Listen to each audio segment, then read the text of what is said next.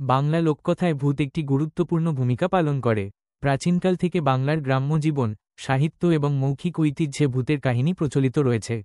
অশরীরী আত্মা, ভৌতিক স্থান এবং অতিপ্রাকৃত ঘটনা নিয়ে গড়ে ওঠা এই কাহিনীগুলো প্রজন্মের পর প্রজন্ম ধরে চলে আসছে এবং আজও বাংলা সংস্কৃতিতে গভীর প্রভাব ফেলছে। ভূত শব্দটি সাধারণত অকালমৃত আত্মাদের বোঝায়, যারা কোনো নির্দিষ্ট স্থানে বাস করে এবং অদ্ভুত পরিস্থিতিতে আত্মপ্রকাশ করে। পেতনি, এটি কোনো অবিবাহিত বা বিধবা নারীর আত্মা, যার মৃত্যু অকালেই হয়েছে।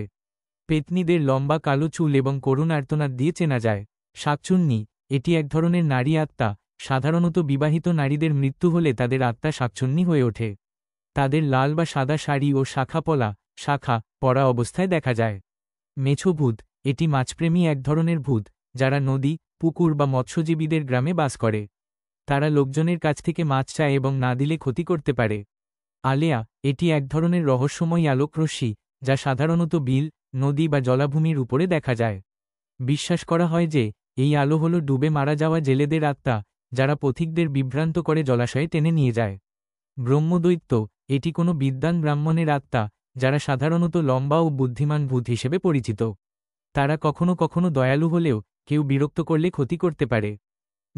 নিশি ভূত রাতের অন্ধকারে মানুষের নাম ধরে ডাকে। যদি কেউ সাড়া দেয়, তাহলে সে নিখোঁজ হয়ে যায় বা মারা যায়। স্কন্ধকাটা, এটি এক ধরনের ভূত, যার মাথা নেই। তারা সর্বদা তাদের হারিয়ে যাওয়া মাথার সন্ধান করে এবং গভীর রাতে যন্ত্রণায় আর্তনাদ করে। ডাইনি, এটি এক ধরনের কালো জাদুবিদ্যার চর্চাকারী আত্মা, যারা মানুষের প্রাণশক্তি শোষণ করে, বিশেষ করে শিশুদের ক্ষতি করে বলে বিশ্বাস করা হয়। প্রেত, এটি অশান্ত আত্মা, যারা জীবদ্দশায় অসম্পূর্ণ ইচ্ছা নিয়ে মারা গিয়েছিল এবং এখন জীবিতদের কষ্ট দেয়। ভূতের হাত থেকে বাঁচার উপায়। লোহার জিনিস, যেমন লোহার পেরেক বা ছুরি, বহন করলে ভূত দূরে থাকে বলে বিশ্বাস করা হয়। চণ্ডীপাঠ বা হনুমান চালিসা পড়লে ভূত পালিয়ে যায়। নিমপাতা ও সরিষার দানা দরজার কাছে রাখলে ভূত প্রবেশ করতে পারে না। রাতের বেলা নাম ধরে ডাক শুনলে সাড়া না দেওয়া, বিশেষ করে নির্জন স্থানে গেলে নিশি ভূতের কবল থেকে বাঁচা যায়। বাংলা লোককথার ভূত শুধুমাত্র কল্পনা বা ভয়ের বিষয় নয়, এটি বাংলার সংস্কৃতির এক অবিচ্ছেদ্য অংশ। প্রজন্মের পর প্রজন্ম ধরে এই গল্পগুলো আজও মানুষের মুখে মুখে রয়ে গেছে, যা আমাদের অতিপ্রাকৃত কাহিনীর প্রতি ভালোবাসা ও কৌতূহলকে জীবিত রাখে।